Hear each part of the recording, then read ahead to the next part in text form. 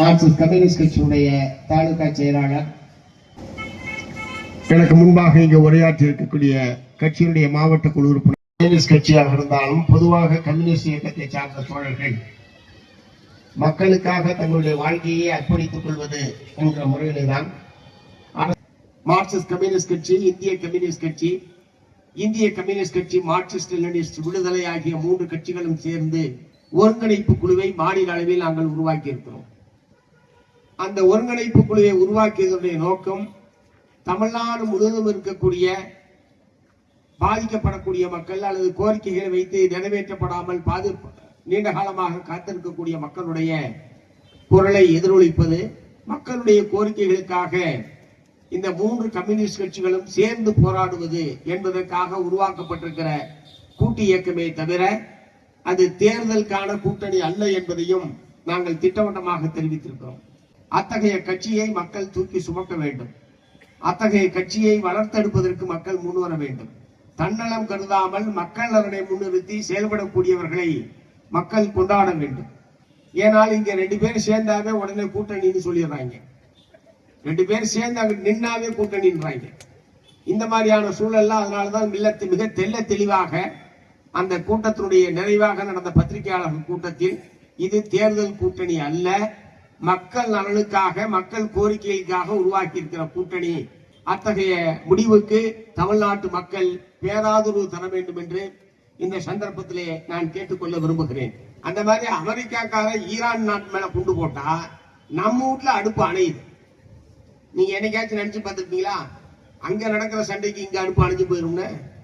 ஆனால் துரதிருஷ்டவசமாக கம்யூனிஸ்டுகளை தவிர ஏகாதிபதி என்ற வார்த்தையை மற்ற கட்சிக்கு வாயிலே வராது. மற்ற கட்சி தலைவர்கள் யாருக்கும் வாயிலே வராது. திமுகவில் யாராவது ஏகாதிபத்தியம் பேசுறாங்களா? அண்ணா திமுகவில் எப்பயாவது ஏகாதிபத்தியம் பேசியிருக்காங்களா? தெரியாது அவங்களுக்கு. அவங்களுக்கு தெரிஞ்சது கூட இங்க 2 பேத்துக்குள்ள பேசிக்கிறது மட்டும்தான் தெரியும்.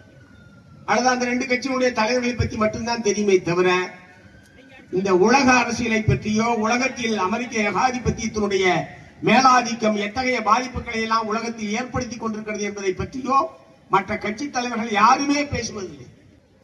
மக்கள் கஷ்டப்பட்டுக்கிட்டே இருக்கணும். மக்களுக்கு லாபம் வர மாதிரி ஒரு காரியத்தை செய்ய மாட்டான் இப்ப இருக்கிற ஒன்றிய பிஜேபி அரசாங்கம். ஆகவேதான் சர்வதேச சந்தையில் விலை இவ்வளவு குறைந்ததற்கு பிறகும் அவர்கள் விலையை குறைக்க மறுக்கக்கூடிய ஒரு நிலைமையை நாம் பார்த்துக் கொண்டிருக்கிறோம்.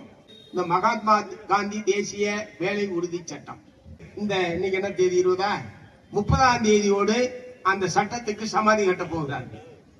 ஆமா, அன்னையோட பதிக்க போறாங்க. ஜூலை மாசம் 1ஆம் தேதியிலிருந்து புதிய திட்டம் நடைமுறைக்கு வர இருக்கிறது. இந்த சட்டம் போய் திட்டம் வர இருக்கிறது. அவ்வளவுதானா? ஏடா கோடிக்கணக்கில் கொள்ளையடிக்கிறோம் போறான், சதுர சாதமா அடிச்சுட்டு போறான். இந்த 150 ரூபாய் காசுக்கு கண் விழிய படம் எடுக்கிறான். கண் விழிய படம் எடுக்கிறான், கட்டவரல படம் எடுக்கிறான். கேட்டா இந்த 150 ரூபாய் காசுக்கு எல்லாத்தையும் நாங்க காமிக்கணுமா?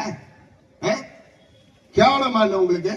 என் ஊர்ல மக்கள் ஊர்ல இது உள்ளுக்காரனா இல்லையான்றது ஊர்ல இருக்கிற கிளார்க்கு தெரியாதா? பஞ்சாயத்து தலைவருக்கு தெரியாதா?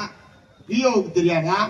பக்கத்துல விசாரிச்சா சொல்ற போறான் என் பக்கத்து வீட்டுக்காரிய அடுத்த தெருவுல இருக்கான்னு. இதுக்கு கண் விழிய படம் எடுக்கிறான், கட்டவரல படம் எடுக்கிறான். அது நெட்டு வேலை செய்ய மாட்டேங்குது, நட்டு வேலை செய்ய மாட்டேங்குது அப்படின்னு சொல்லிட்டு ஆகவே அன்னைக்கு பூரா வேலை இல்லை, நெட்டு இல்லை, ஆகவே உனக்கு வேலை இல்லை. எவ்வளவு அக்கிரமம் பண்ணிட்டு இருக்காங்க நீங்க. விபிஜி ராம்ஜின்னு ஒரு திட்டத்துக்கு மகாத்மா காந்திய அங்கிட்டு தூக்கி வீசிட்டு விபிஜி ராம்ஜின்னு பேர் வச்சு ஒரு திட்டத்தை கொண்டு வந்திருக்கிறார்கள். சட்டம் மாற்ற முடியாதது. திட்டம் என்பது எப்போது வேண்டுமானாலும் கைவிடப்படலாம். இப்போது சட்டத்தையே அவர்கள் மாற்றிவிட்டார்கள். இப்ப பல கட்சிகளை உடைச்சு பல கட்சியில இருக்கிற எம்பிக்கெல்லாம் விலைக்கு வாங்கி பாராளுமன்றத்தில் எப்படி பெரும்பான்மையை தேர்தல் இல்லாமலேயே பெரும்பான்மையை எப்படி கொண்டு வருவதுன்னு ஒரு பெரிய ஆராய்ச்சி பண்ணி அவங்க அதை பூரா பண்ணிக்கிட்டே இருக்காங்க. இந்த பாராளுமன்றத்தில் இருக்கிற பெரும்பான்மையை பயன்படுத்தித்தான் இந்த 100 நாள் வேலை திட்டத்திற்கான சட்டத்தை ரத்து செய்து இப்போது புதிதாக விபிஜி ராம்ஜி திட்டத்தை கொண்டு வந்திருக்கிறார்கள். எவ்வளவு கடன் இருக்கான் தமிழ்நாட்டிலுங்க? 13 லட்சம் கோடி அப்படின்னு ஒரு வெள்ளை அறிக்கையை இப்ப புதிய முதலமைச்சர் வெளியிட்டிருக்கிறார். ஏற்கனவே இவ்வளவு கடன் சுமையில் இருக்கக்கூடிய ஒரு மாநிலத்தில் நீங்க விபிஜி ராம்ஜி திட்டத்துக்கு ஒரு 40% நீங்கள் ஒதுக்க வேண்டும் என்று சொன்னால் எப்படி ஒதுக்குவார்கள்? மொத்தத்தில் இந்த 100 நாள் வேலை திட்டத்தை நம்பி இருந்த கிராமப்புற பெண்கள், முதியவர்கள், அவர்களுடைய வயிற்றிலே அடிக்கக்கூடிய காரியத்தை ஒன்றிய பிஜேபி அரசாங்கம் செய்திருக்கிறது. ஆகவேதான் அந்த 4 தொழிலாளர் தொகுப்பு சட்டங்களை திரும்ப பெற வேண்டும் என்று மார்க்சிஸ்ட் கம்யூனிஸ்ட் கட்சி மீண்டும் மீண்டும் வற்புறுத்தி கொண்டிருக்கிறது. பாராளுமன்றத்துக்கு உள்ளேயும் ஒத்த கருத்துடைய இந்திய கம்யூனிஸ்ட் கட்சி உட்பட, திராவிட முன்னேற்ற கழகம் உட்பட, இதுல ஒத்த கருத்துடைய எல்லோரையும் இணைத்துக் கொண்டு பாராளுமன்றத்திற்குள் போராடுகிறோம். பாராளுமன்றத்துக்கு வெளியிலேயும் போராடுகிறோம். இந்த நேரத்தில் நான் தமிழ்நாடு முதலமைச்சர் விஜய் அவர்களுக்கு சொல்ல விரும்புறது என்னன்னா, இந்த சட்டங்கள் ஏப்ரல் மாதத்திலே அமலுக்கு வந்துவிட்டது. ஆனால் இதற்கான விதிகளை உருவாக்குகிற அதிகாரம் மாநில அரசாங்கங்களுக்கு இருக்கிறது. தமிழ்நாட்டிலே தேர்தல் நடைபெற்ற காரணத்தினால் ஏற்கனவே இந்த திராவிட முன்னேற்ற கழக ஆட்சியில் இதற்கான விதிகள் என்பது உருவாக்கப்படவில்லை. இப்போதுதான் விதிகள் உருவாக்கப்பட வேண்டிய தேவை என்பது வந்திருக்கிறது. ஆகவே தொழிலாளர் தொகுப்பு சட்டங்களுக்கான விதிகளை உருவாக்குகிற அந்த பணியை மேற்கொள்ளுகிற போது தமிழ்நாட்டில் உள்ள அனைத்து தொழிற்சங்க தலைவர்களையும் அழைத்து பேசி அவர்களுடைய ஆலோசனையை பெற்று தமிழக தொழிலாளர்களுடைய உரிமைகளை பாதுகாக்கக்கூடிய வகையில் அந்த விதிகள் உருவாக்கப்பட வேண்டுமே தவிர, ஒன்றிய பிஜேபி அரசாங்கத்தை போல ஏற்கனவே போராடி பெற்ற உரிமைகளை பறிக்கக்கூடிய வகையில் தமிழ்நாடு அரசாங்கம் தொழிலாளர் சட்டத்திற்கான விதிகளை உருவாக்க கூடாது. ஆனால் நேற்றைய தினம் தமிழக சட்டப்பேரவையில் காவிரியின் குறுக்கே மேகதாட்டு அணை கட்டுவது சம்பந்தமாக கட்டக்கூடாது என்று வற்புறுத்தி ஒரு சட்டப்பேரவையில் ஒரு தீர்மானம் நிறைவேற்றப்பட்டிருக்கிறது. இன்றைய தினம் பத்திரிகையில் பார்த்திருப்பீர்கள். சட்டமன்றத்தில் இந்த மாதிரியான தீர்மானங்கள் வருகிற போது முன்கூட்டியே சட்டமன்ற உறுப்பினர்களுக்கு கொடுத்து அதன் மீது சட்டமன்ற குழு தலைவர்கள் எல்லாம் பேசி பிறகு இறுதியாக முதலமைச்சர் அவர்கள் பேசி தீர்மானம் நிறைவேற்றப்படும். நேற்றைய தினம் என்ன நடந்திருக்கிறது என்றால், அரசாங்கம் கொடுத்த தீர்மானத்திற்கு மாறாக அரசாங்கம் ஒரு தீர்மானத்தை கொடுத்திருக்கிறது. அதன் மீது எல்லா கட்சி தலைவர்களும் பேசியிருக்கிறார்கள், முதலமைச்சரும் பேசியிருக்கிறார், அதிலே பிரச்சனை இல்லை. ஆனால் முதலமைச்சர் பேசி முடித்ததற்கு பிறகு சட்டமன்ற எதிர்கட்சி தலைவர் திமுகவை சார்ந்த திரு உதயநிதி ஸ்டாலின் அவர்கள், நான் ஒரு திருத்தம் கொடுத்தேன், அந்த திருத்தத்தை நீங்கள் திருத்தம் குறித்து நீங்கள் எதுவும் சொல்லவில்லை என்று ஒரு கேள்வி எழுப்புகிறார். அது பிரச்சனை இல்லை.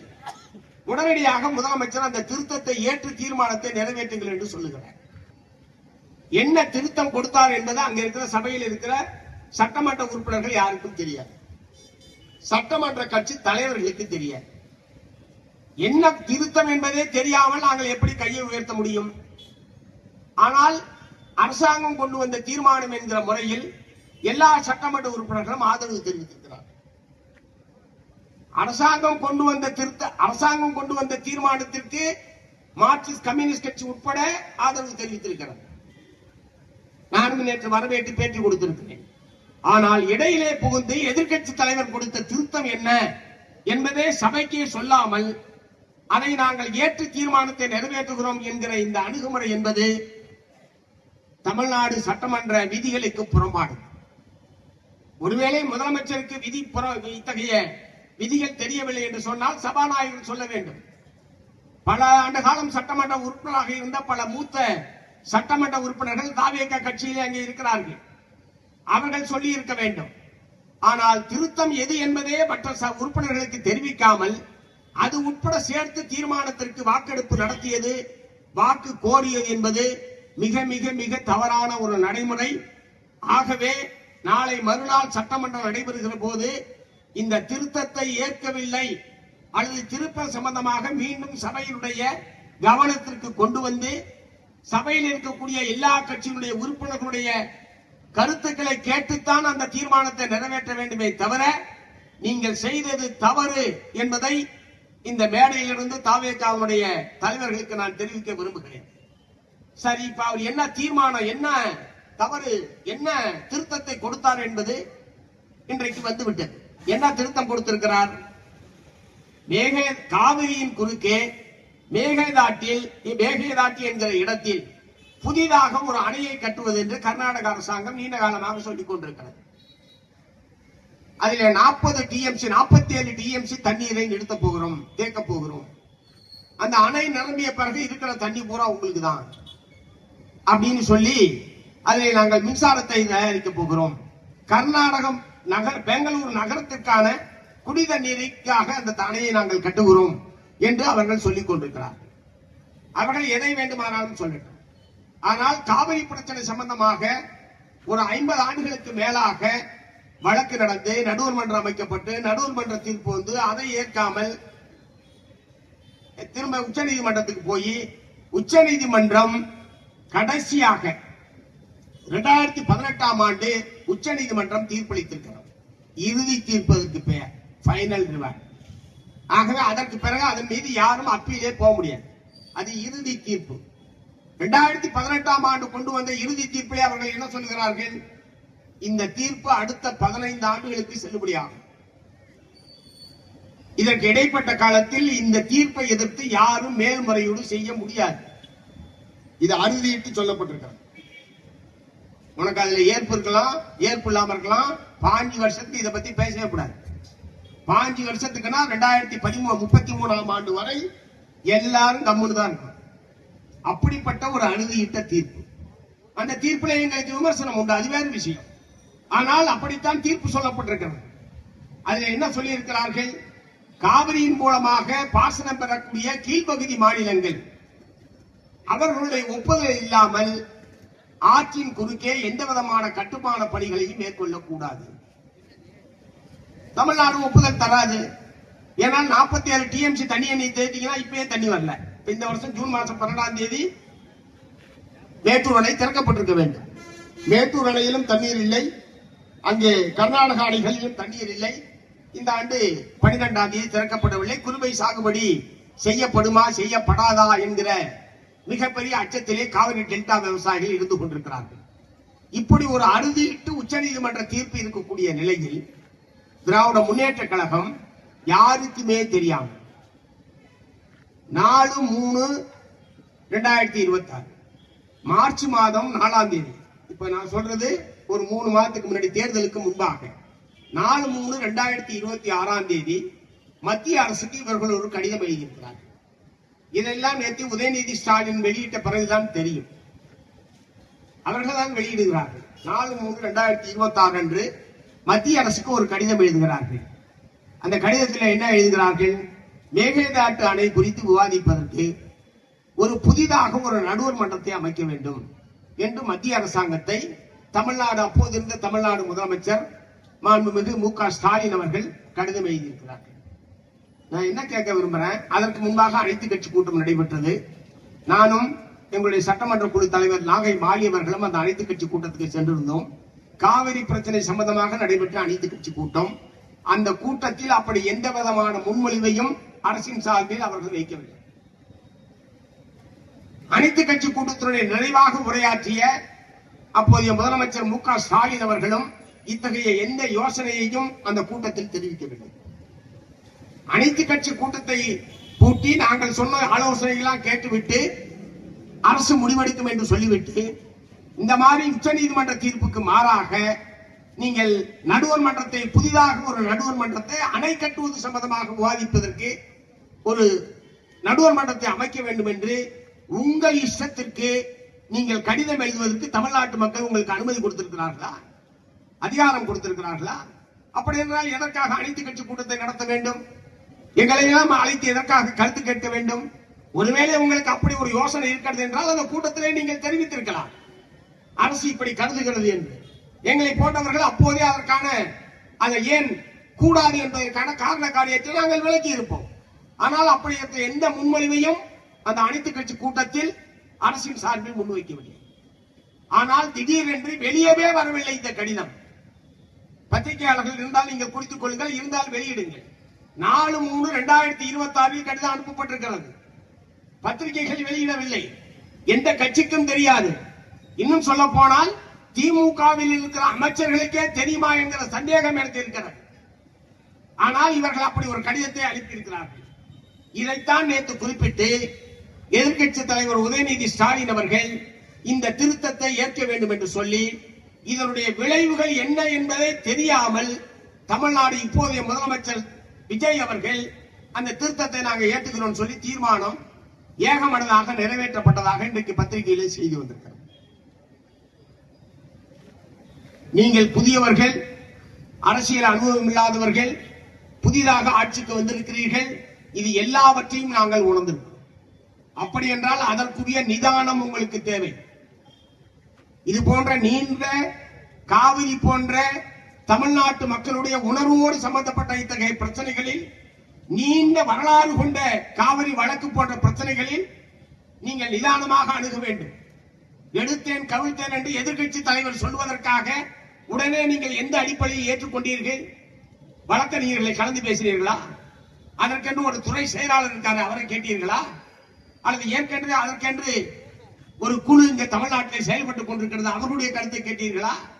எதிர்கட்சி தலைவர் சொன்னால் எதை வேண்டுமானாலும் கேட்டுக்கொள்வீர்களா?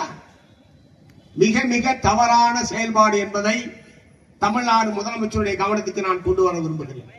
ஏன் நேற்று நிறைவேற்றவில்லை என்றால் நாளைக்கு நிறைவேற்றுவது என்ன? குடிமொழி போகுது. இப்ப என்ன அணைய ஒரே நாள்ல அணைய கட்டிடுவான்? அவன் பூஜை தானே போட போறேன்னு சொல்லியிருக்கான். ஏன் இதற்கு இவ்வளவு அவசரம் காட்டுகிறீர்கள்? ஆகவே இதை ஒரு அனுபவமாக எடுத்துக்கொண்டு இனிமேல் இத்தகைய பிரச்சனைகள் வருகிற போது நிதானமாகவும் அதிகாரிகளையும் தேவைப்பட்டால் இதில் அனுபவம் பெற்றவர்களையும் கலந்து பேசிதான் நீங்கள் ஒரு முடிவுக்கு வர வேண்டுமே தவிர எடுத்தேன் கவிழ்த்தேன் என்று செயல்படுவது தமிழ்நாட்டினுடைய நலன்களுக்கு நீண்ட கால பாதிப்புகளை ஏற்படுத்தக்கூடிய ஒன்றாக இது அமையும் என்று நான் எச்சரிக்கை செய்ய விரும்புகிறேன். ஆகவே வரக்கூடிய திங்கட்கிழமை முதலமைச்சர் அவர்கள் தானாகவே முன்வந்து எதிர்கட்சி தலைவர் கொடுத்த திருத்தத்தை இந்த அவை ஏற்கவில்லை என்கிற தீர்மானத்தை நீங்கள் கொண்டு வருவதன் மூலமாக இந்த பிரச்சனைக்கு சுமூகமான முறையில் தீர்வு காண்பதற்கு தமிழ்நாடு அரசாங்கம் முன்வர வேண்டும். அரசுடைய தீர்மானத்திற்கு எங்களுடைய முழுமையான ஆதரவு. சுற்றுச்சூழல் அனுமதி தரக்கூடாது, அணை கட்ட அனுமதிக்க கூடாது என்றெல்லாம் நீங்கள் கொண்டு வந்திருக்கிற அரசின் தீர்மானத்திற்கு மார்க்சிஸ்ட் கம்யூனிஸ்ட் கட்சி மனப்பூர்வமான ஆதரவை தெரிவித்திருக்கிறது. எதிர்கட்சி தலைவர் கொடுத்த திருத்தத்திற்கு எங்களுடைய ஆதரவு இல்லை. எங்களுடைய ஆதரவு என்று சொன்னால் ஆதரிக்கிற நாங்கள் எல்லோருமே ஆதரவில்லை. ஆகவே ஒரு தவறு நிகழ்ந்து விட்டது என்கிற முறையில் திங்கட்கிழமை காலை அவை கூடியவுடன் தானாக முன்வந்து திருத்தத்தை நாங்கள் திரும்ப பெறுகிறோம் என்கிற தீர்மானத்தை நிறைவேற்றுவதன் மூலமாக உச்சநீதிமன்றம் அளித்த இறுதி தீர்ப்பின் அடிப்படையில் தமிழ்நாடு அரசாங்கம் அந்த தீர்ப்பை அமல்படுத்த வேண்டும் என்பதைத்தான் மத்திய அரசாங்கத்தை வலியுறுத்துகிறதை தவிர வேற எந்த விதமான நிகழ்வுக்கும் இடமில்லை என்கிற உறுதியான நிலைப்பாட்டை தமிழ்நாடு அரசாங்கம் மேற்கொள்ள வேண்டும் என்று இந்த சந்தர்ப்பத்தில் நான் கேட்டுக்கொள்ள விரும்புகிறேன்.